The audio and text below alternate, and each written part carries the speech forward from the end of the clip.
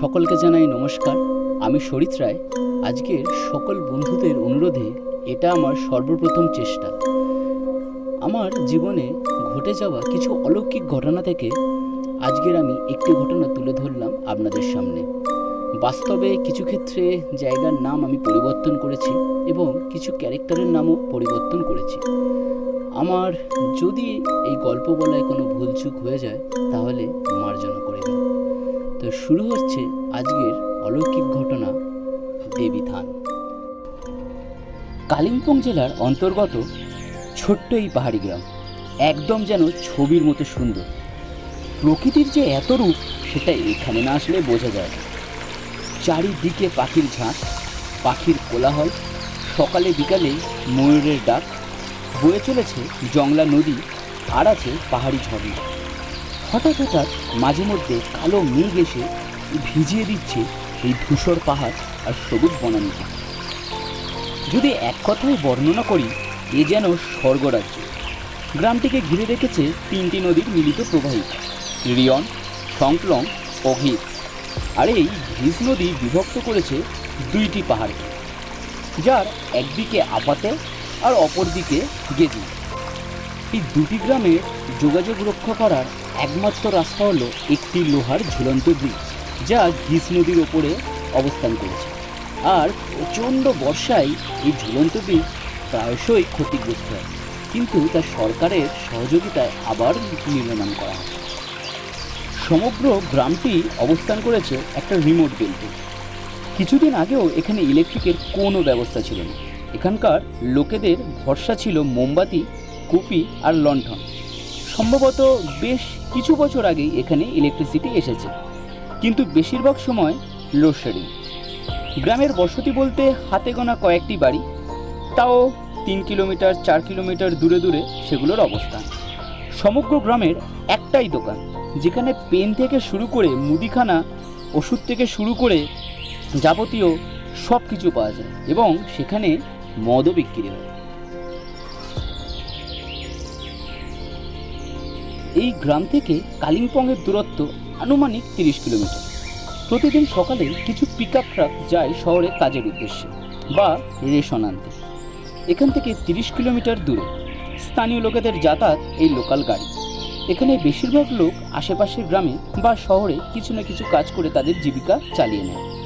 গ্রামে একটি মাত্র স্কুল, যেখানে মাত্র 16 জন বাচ্চাকে নিয়ে স্কুলটি পরিচালনা করা হয়। বিকালে আবার ফিরে আসে তারা এই পিকআপ ভ্যানে করে। তবে বর্ষাকালে দুর্যোগের শেষ থাকে না। এই গ্রামের পাকা রাস্তা না থাকায় কাদা ও নদীর জল ঝর্ণায় এতটাই ফুলে ফেঁপে ওঠে, যাতায়াত হয়ে ওঠে প্রায় অসম্ভব। তবুও এখানকার লোকজনরা স্বচ্ছন্দে আনন্দে বসবাস করছে এই গ্রামে। সো এইবারে আসি আমার কথা। আমি একজন ট্রাভেলার, পেশায় চিত্রগ্রহ, সাথে ইউটিউবে ব্লগও করি, আর ঘুরতে ভালোবাসি প্রচণ্ডভাবে। তবে যেখানে সকলে যায় সেখানে না, মানে চেনা পরিচিত কোনো ডেস্টিনেশনের বাইরে, একদম অচেনা কোনো জগতে, যেখানে শুধু প্রকৃতি থাকবে এবং সেইখানকার স্থানীয়দের সঙ্গে আমি মিলেমিশে তথ্যের ও সংস্কৃতির আদান প্রদান করব। আর এই সূত্রেই আলাপ হয়ে গেছিল আলাপিয়া বলে একটি ট্যুরিজম কোম্পানির সাথে, যারা আমায় দায়িত্ব দিয়েছিল কিছু অফবিট লোকেশন খুঁজে বের করা ও সেখানে ট্যুরিজমের ব্যবস্থা করে আসা। আর অফবিট ট্যুরিজম খুঁজতে খুঁজতে আমার এসে পড়া এই গ্রামে। আজ প্রায় 1 সপ্তাহ হলো আমি রয়েছি এই গ্রামে। এখানকার স্থানীয় লোকজনদের কাছে একটু সাহায্য নিয়ে আমি একটা ছোট্ট জায়গায় আস্তানা গেড়েছিলাম। আমার সঙ্গে তাঁবু, স্লিপিং ব্যাগ, ম্যাট, ছোট্ট স্টোভ, রান্না করার কিছু সামগ্রী সব কিছুই ছিল। আর গ্রামের এই ছোট্ট দোকান থেকে আমি আমার রান্না করার যাবতীয় সরঞ্জামও পেয়ে গেছিলাম। কখনো পেঁয়াজ, আলু, বিনস, তেল, নুডলস, বাকি যা যা কিছু দরকার পড়তো আমি চলে যেতাম গ্রামের এই দোকানটাতে। কলকাতা থেকে আমি এসেছিলাম আমার 110 সিসির একটা স্কুটারে করে। অনেকেই বারণ করেছিল যে এই স্কুটার নিয়ে এত দূরে যাওয়াটা, কিন্তু তাদের বারণ উপেক্ষা করে আমি আমার ভালোবাসার সঙ্গীকে নিয়ে চলে এসেছিলাম এই গ্রামে। ভালোবাসার সঙ্গী কিন্তু আমার এই 110 সিসি স্কুটার। এখানে এসে যার সঙ্গে আমার প্রথম পরিচয় হয় তার নাম মাইকেল, এবং কিছুদিন যেতে না যেতেই সে আমার খুব ভালো বন্ধু হয়ে যায়। মাইকেল খুবই উপকারী একটি ছেলে। সে প্রথমে আমাকে বলেছিল যে আমি যেন তাদেরই ঘরে থাকি এবং সেখানে থেকেই যেন আমি আমার কাজগুলো করি, কিন্তু অ্যাডভেঞ্চার প্রিয় আমি তার প্রস্তাব খারিজ করে দিই এবং মাইকেলকে বুঝিয়ে বলি যে আমি এই টেন্ট, স্লিপিং ব্যাগ, আমার রান্না করার ছোটোখাটো সরঞ্জাম নিয়ে নদীর পাশে থেকে ক্যাম্পিং করব এবং এই ক্যাম্পিংয়ে থাকার মজাটা কিন্তু শহরের চার দেওয়ালে থাকার মজার থেকে সম্পূর্ণ আলাদা। তাই 10 থেকে 20 মিটার উঁচুতে আমি একটা অস্থায়ী আস্তানা তৈরি করে নিই। আর বাকি টুকটাক কাজের জন্য নদীর মতো ভালো জায়গা কি আর আছে? আশা করি তোমরা সেটা বুঝতে পেরেছ। তবে মাইকেলকে আমি অনুরোধ করি আমার যাবতীয় কাজের জিনিসপত্রগুলো, যেমন ক্যামেরার battery, laptop, chargeable torch light, সেগুলো টুকটাক চার্জের জন্য যে ইলেকট্রিসিটির প্রয়োজন সে বিষয়ে যেন মাইকেল আমাকে সাহায্য করে। তাই প্রত্যেক দিন রাত্রে আমি মাইকেলের বাড়িতে আমার ইলেকট্রনিক্স গ্যাজেটসগুলো দিয়ে আসতাম এবং সারা রাত চার্জ হওয়ার পরে সকালবেলা আমি সেগুলো নিয়ে বেরিয়ে পড়তাম আমার কাজের উদ্দেশ্যে। ঘুম থেকে উঠে টেন্ট খুললেই প্রাকৃতিক দৃশ্য দেখে মন ভরে যেত আমার। সবুজ বনানী, পাখির কোলাহল, গাছের পাতা দিয়ে টুকটুক করে ঝরে পড়ছে শিশির বিন্দু। এ যেন এক কল্পনার জগৎ। এখানে চাওয়ার মধ্যে আমার ঘুম থেকে উঠে 1 কাপ লাল চা, তেজপাতা, গোলমরিচ, দারচিনি, এলাচ দেওয়া এই লাল চা পাহাড়ে কিন্তু ওষুধের কাজ করে। তাই ছোট্ট স্টোভ জেলে আমি নিজেই চা বানিয়ে নিতাম। আবার কখনো কখনো স্থানীয়রা আমাকে আমন্ত্রণ জানাতো তাদের বাড়িতে চা খাবার জন্য। দুপুর আর রাত্রে খাওয়া দাওয়ার অভাব একেবারেই ছিল না, কারণ গ্রামের বাড়িতে আমাকে আমন্ত্রণ করা হতো কোনো সময় দুপুরে, কোনো সময় রাত্রে। আর সেখানে খাবারে থাকতো ভুটিয়া ধনে, রাই শাক, গোরকা স্যুপ, পর্ক, কালা ডাল, কখনো দেশি মুরগি, ভাত। এখানে আর একটা জিনিস ছিল আমার পছন্দের তালিকায়, সেটা হলো রক্সি, যা মিলেট নামে এক ধরনের শস্য দিয়ে তৈরি। এটি এখানকার একটি লোকাল পানীয়। আর কিছু কিছু সময় আমার কাছে রান্না করার সামগ্রী যেহেতু ছিল, তাই টুকটাক সবজি, পেঁয়াজ কিনে আমি ইনস্ট্যান্ট নুডলস বানিয়ে নিতাম আমার নিজের জন্য। আজ আমি এই গ্রামে রয়েছি প্রায় 1 সপ্তাহ হতে চলে। যে কাজের উদ্দেশ্যে আসা সে কাজ প্রায় শেষের পথে। আর হয়তো 2-1টা দিন থাকতে হতে পারে আমায়, তারপর আবার গন্তব্য কলকাতায়। তবে বাড়ি ফেরার আগে এইরকম এক ধরনের ঘটনার সম্মুখীন হতে হবে, সে আমার কল্পনারও অতীত। সেই রাতের কথা মনে পড়লে আজও শিউরে ওঠে সারা শরীর। রাত্রিরের ঘুম চলে যায়, জেগে উঠে সারা শরীরের শিহরণ জেগে যায়। আর বারবার একটাই কথা মনে হয়, কেন কেন কেন সেদিন মাইকেলের বারণ শুনিনি। আমার ব্যক্তিগত জীবন থেকে বলছি, অনেক অচেনা অজানা জায়গায় হয়তো ঘুরে বেড়াতে হয় তোমাদের বা আমাকেও। সেখানে এমন কিছু রহস্য থাকে যা রহস্যে থাকাই ভালো। সেই রহস্যগুলোকে এড়িয়ে যাওয়ায় আমাদের নিজেদের জন্যও মঙ্গল এবং অপরের জন্যও। যদি নিজের জেদের বসে সেখানকার স্থানীয়দের বারণ অবজ্ঞা করে সেই রহস্য উন্মোচন করতে তুমি যাও, তাহলে তার রোষ গিয়ে পড়বে তোমার এবং সেই বিপদেই পড়তে হবে যা কিনা প্রাণ সংশয় হতে পারে। আর আজ এই গল্পই তোমাদেরকে বলব।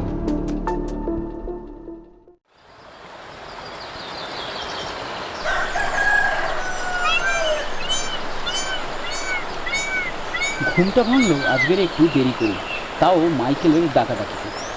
চোখ রগড়াতে রগড়াতে তাদের পর্দা সরিয়ে দেখি মাইকেল দাঁড়িয়ে গেছে। মাইকেল আমাকে দেখেই বলল, गुड मॉर्निंग सर जी, क्या कर रहे हो? अब बहुत बेला हो गया, अभी तक आप सोए हुए हो? আমি বেশ লজ্জিত হয়েই বললাম, अरे ना ना भाई, वो क्या है ना, कल नींद थोड़ा लेट में आया, इसलिए थोड़ा सुबह उठने में थोड़ा दिक्कत हो गया। ओ अच्छा अच्छा, ओ हम इसलिए आए थे कि हमारे तो आज तो मंगलवार है, हाट बैठे है ऊपर, आप जाओगे? गांव के हाट बहुत अच्छा लगेगा, बहुत सारा चीज़ आता है वहाँ पे देवी थान भी है, आपका फ़ोटो का भी बहुत अच्छा फ़ोटो मिलेगा उधर। ইতিমধ্যে মাইকেল জেনে গেছে যে আমি ক্যামেরা নিয়ে কী কী ধরনের ছবি তুলতে ভালোবাসি। মাইকেলের প্রস্তাবে আমি রাজি হয়ে গেলাম আর মুখ চোখ নদীর জলে ধুয়ে আমরা দুজনে বেরিয়ে পড়লাম গ্রাম্য হাটের উদ্দেশ্যে। আমি আর মাইকেল হাঁটতে শুরু করলাম। আস্তে আস্তে পাহাড়ি এই নদীকে পেছনে ফেলে আমরা উঠতে লাগলাম পাহাড়ের আরও উঁচুতে। প্রায় 1 থেকে 1.5 ঘন্টা হাঁটা পথ, যেটা মাইকেল আমাকে শুরুতেই বলে দিয়েছিল। প্রকৃতির অসাধারণ সৌন্দর্য রূপ দেখতে দেখতে কীভাবে যে সময় কেটে গেল বুঝতে পারলাম না। কিছু দূর গিয়ে দেখলাম পাহাড়ের কোলে একটা বিশাল বড় মাঠ, আর সেই মাঠকে কেন্দ্র করে এদিকে ওদিকে ছোট করে অনেকগুলো অস্থায়ী দোকান, আর সেই দোকানগুলোকে কেন্দ্র করে লোকজনের ভিড়। বিভিন্ন ধরনের জিনিস বিক্রি হচ্ছিল, যেমন বাসনপত্র, কলসি, প্লাস্টিকের বিভিন্ন জিনিস, বাচ্চাদের খেলনা, জামা কাপড়, সবজি, এছাড়াও প্রয়োজনীয় কিছু জিনিস যেমন বটি, ছুরি, কুকি এগুলো। মাইকেল আমাকে বলল, सब्जी आप इधर पे थोड़ा आस पास घूमिए, ज़्यादा दूर जाना नहीं, मुझको फ़ोन कर देना, मैं थोड़ा दोस्त लोगों के साथ मिल के अभी चला आता हूँ, ओके। এই বলে মাইকেল বেরিয়ে গেল। আমি দূরে একটা জায়গায় দেখলাম কিছু নেপালি মহিলারা গান গাইছে। আমি আস্তে আস্তে সেই দিকে অগ্রসর হলাম।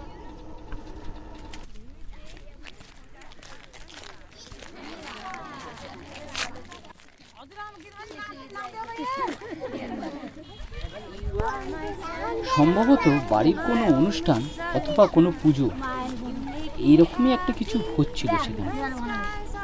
যাই হোক, আমি আশপাশটা ঘুরতে লাগলাম। আশপাশটা ঘুরে দেখতে দেখতে হঠাৎ আমার চোখ পড়ল পাহাড়ের ওপরে একটা গুহা। গুহার চারপাশে লাল রঙের পতাকা এবং কিছু তিব্বেটিয়ান ফ্ল্যাগ, আর তার নিচে হিন্দিতে লেখা দেবী থান। মনে পড়ে গেল মাইকেল আমাকে এই জায়গাটার কথাই বলেছিল এবং এখানে যেতেও বারণ করেছিল। যা হয়, প্রবল একটা উৎসাহ এবং একটা রহস্যের ভেতরে আমার মনের ভেতরে দানার বাঁধতে লাগলো।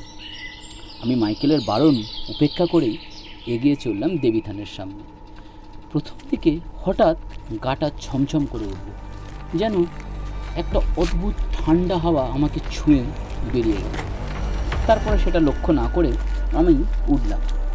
গুহাটা 7-10 মতো ডিপ, তার বেশি হবে না, প্রায় 15 থেকে 20 ফুট উচ্চতা, এবং অন্ধকারের একটা সরু সুড়ঙ্গ নিচের দিকে নেমে গেছে। আমি আশপাশ দেখে একটু ছবি তুলে ফিরে আসছি, এমন সময় আমার পায়ে ঠেকলো একটা ছোট্ট সাদা পাথর।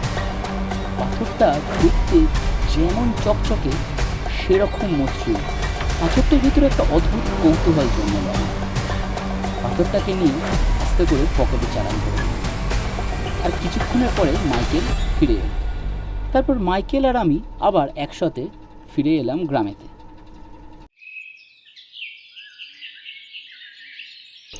আগামীকাল আমি কলকাতা ফিরছি, তাই মাইকেলের অনুরোধে আজকে দুপুর থেকে রাত অবধি মাইকেলের বাড়িতে একটা ছোট্ট আসরের আয়োজন করা হয়েছিল। গ্রামে ফিরতেই শুরু হলো ঝিরিঝিরি বৃষ্টি, আর তা বেশ কিছুক্ষণের মধ্যেই বেশ ভারী আকারের রূপ নিল। তুমুল বৃষ্টির মধ্যে মাঝে মধ্যে বজ্রাঘাত, আর তার সাথে দূরে ময়ূরের ডাক, সব মিলিয়ে অসাধারণ এক পরিবেশের সৃষ্টি হল। দুপুরবেলা হাত মুখ ধুয়ে মাইকেলের বাড়িতেই খেতে বসলাম। গরম ভাত, রাই শাক, কালা ডাল, আর তার সঙ্গে বেশি ঘি।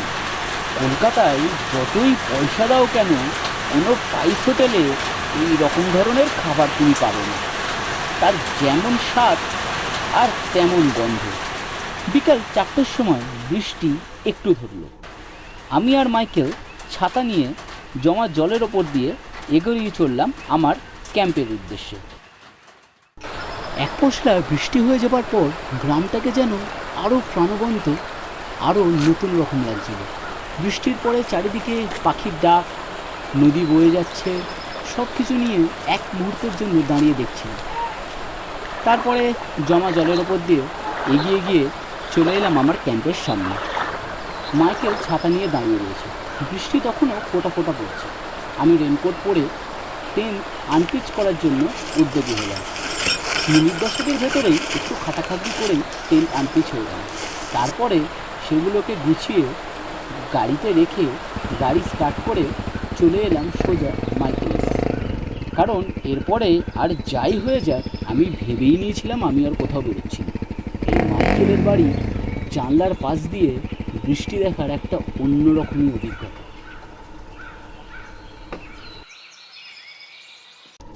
দরজা খুলে ব্যাগপত্র রেখে জানলার পাশে বিছানাটায় বসলাম, আর জানলা দিয়ে চোখ চলে গেল দূরের ওই পাহাড়ে। যেন কালো এক জমাট বাঁধা অন্ধকার। এইরকম জমাট বাঁধা অন্ধকার আমি আগে দেখিনি। বুক পকেটে হাত দিয়ে একটা কুকরি বার করলাম।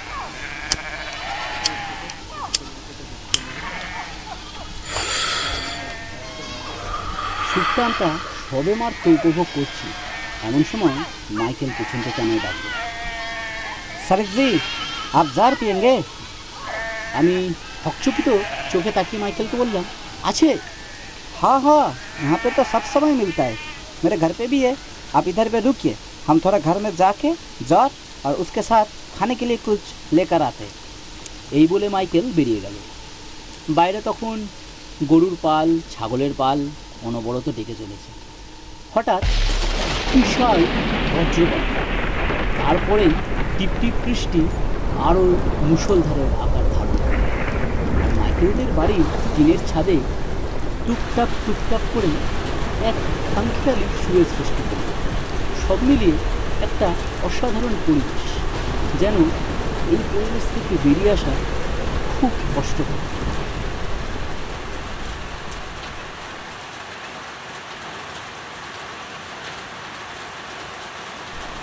মাইকেলের বাড়িটা বেশ অনেকখানি জায়গা নিয়ে, অনেকগুলি ছোট ছোট ঘর রয়েছে ইতস্তত ছড়িয়ে। সঙ্গে রয়েছে একটা গোয়াল ঘর, যেখানে দুটো গরু ও কিছু ছাগল রয়েছে।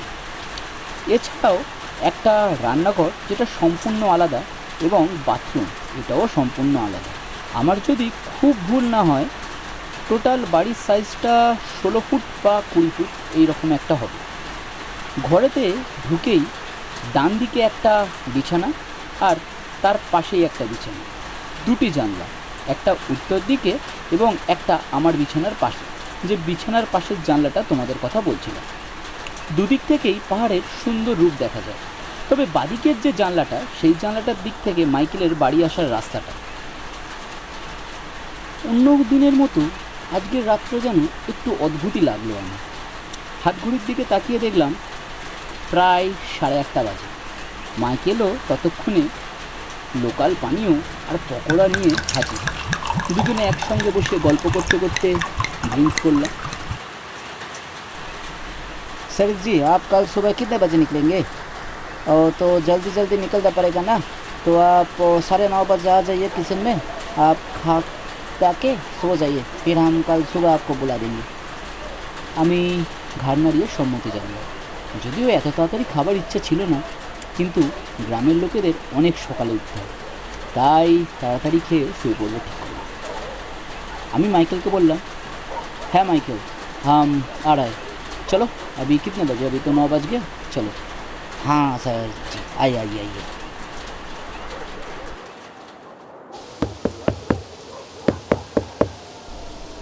দরজা ঠকঠক করতেই মাইকেল এসে দরজা খুলে দিল। রান্নাঘরটা বেশ গোছানো, ছোট হলেও তার একদিকে একটা ডাইনিং টেবিল আর একদিকে উনুন। সম্ভবত মাইকেলের বউ রান্না করছিল। মাইকেল আমাকে বসতে বলল ডাইনিং টেবিলে। আমি গিয়ে বসলাম। তারপরে মাইকেল এসে আমাকে বলল, सर जी 2 मिनट में अभी खाना हो जाएगा, फिर आपको खाना दे देंगे, ठीक है? আমি বললাম, আচ্ছা আচ্ছা, তোমাকে এত ব্যস্ত হতে হবে না, তুমি আস্তে আস্তে করো, কোনো অসুবিধা নেই, আমার তো অভ্যাস আছেই রাত্রিরে খাওয়া। তারপরে সুন্দর চিকেন, দেশি মুরগি, ভাত, ডাল সাজিয়ে পরিবেশন করা হলো আমার। খাওয়া দাওয়া করে বেশ লাগলো। সারাদিনের পরিশ্রমের পর এরপরে একটা জব্বর ঘুমের দরকার, কারণ তারপরে কিন্তু আমাকে অনেকটা পথ ফিরতে হবে। তাই খাওয়া দাওয়া করে গুড নাইট বলে আমি চলে এলাম আমার রুমে। খাওয়া দাওয়ার পর একটু হাঁটাচলা করে শরীরটাকে হালকা করে দিতাম, কারণ রান্নাগুলো এতই সুস্বাদু হয়েছিল, পরিমাণের বেশিই খেয়ে নিয়েছি। কিন্তু বাইরের দিকে তাকিয়ে দেখলাম একটা জমাট অন্ধকার যেন পাহাড়টাকে গ্রাস করে আসছে। বুকের ভেতরটা হঠাৎ করে ছ্যাঁক করে উঠল, কোনো কারণ ছাড়াই। বেশিক্ষণ আর বাইরে থাকলাম না, ঘরেতে গিয়ে দরজা বন্ধ করে শুয়ে পড়লাম বিছানায়। এইভাবে ঠিক কতক্ষণ ঘুমিয়েছি জানি না।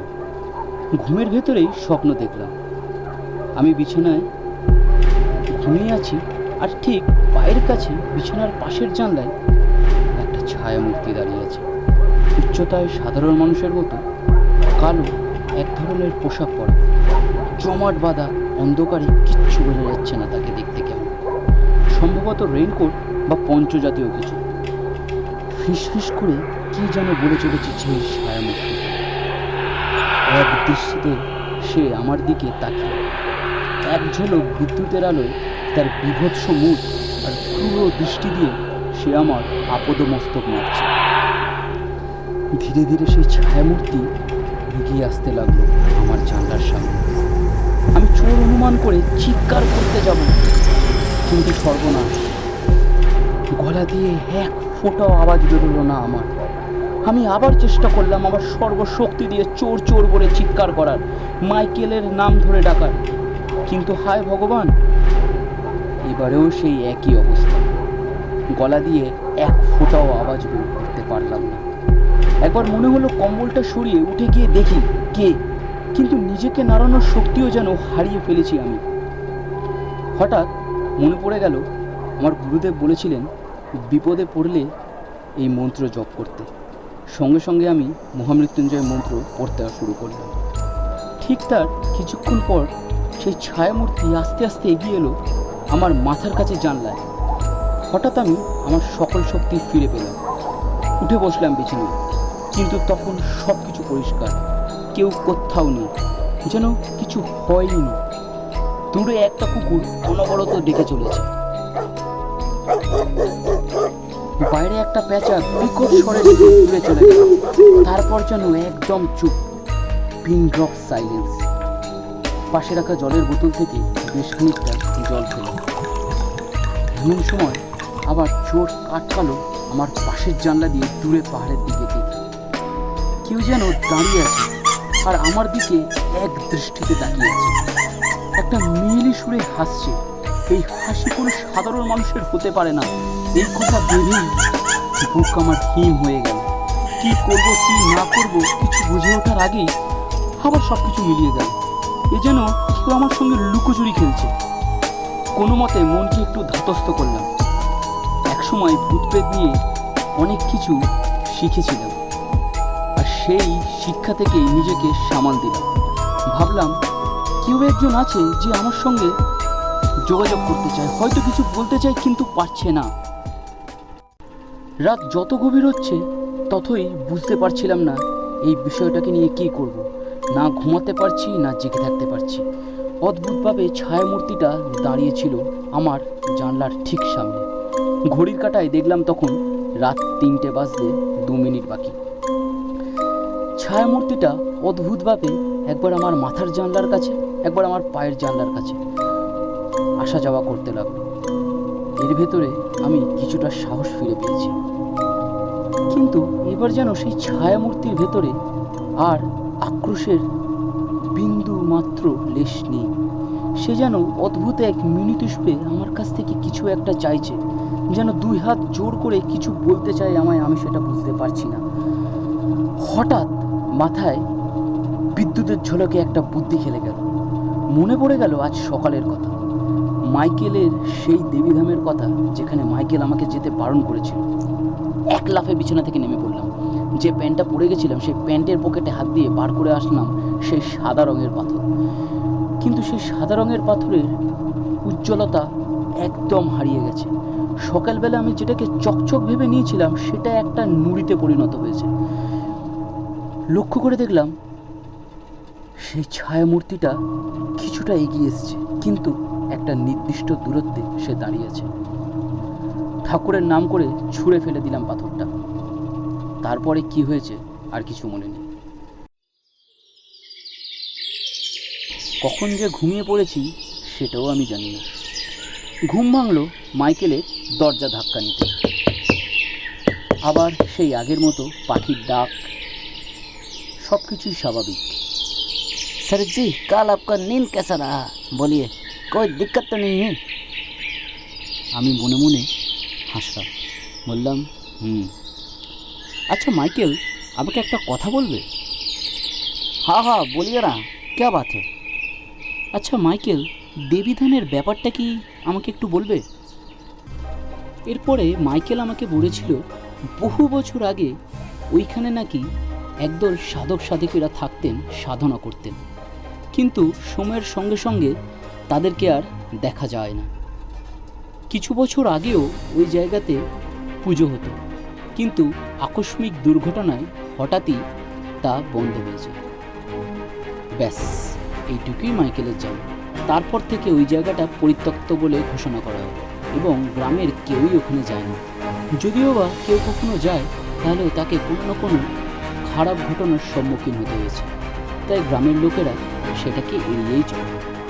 হয়তো আমি ওই জায়গা থেকে এমন কিছু নিয়ে এসেছিলাম যেখানে তাদের সঙ্গে খুব তাড়াতাড়ি লিঙ্ক হয়ে যায়। আর এরকম বেশ কিছু জায়গায় থাকে, তাদেরকে না জাগানোই ভালো, কারণ তারা যদি একবার জেগে ওঠে তাহলে তার অনিষ্ট করে তবে শান্তি। হয়তো আমার ভাগ্য ভালো ছিল বলে আমি এ যাত্রায় বেঁচে গেছি। তোমরাও যদি এরকম কোনো জায়গায় গিয়ে এরকম কোনো ঘটনার সম্মুখীন করো বা এরকম কিছু অজানা জায়গায় যাও, তাহলে অবশ্যই স্থানীয় লোকেদের কথা মেনে চলতে হবে।